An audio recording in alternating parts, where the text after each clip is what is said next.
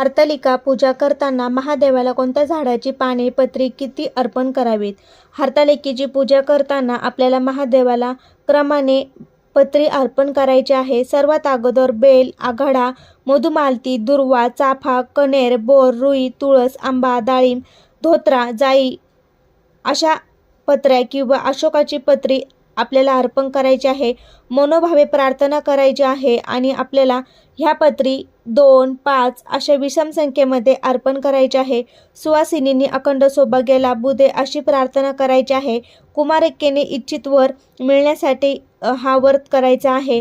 दिवसभर कडक आपल्याला उपवास करायचा आहे. तब्येतीनुसार तुम्ही हा उपवास करू शकता.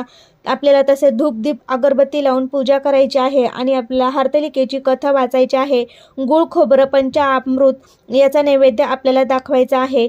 तर अशा प्रकारे तुम्ही हरतालिकेच्या दिवशी ही पत्री वाहून हरतालिकेची पूजा करायची.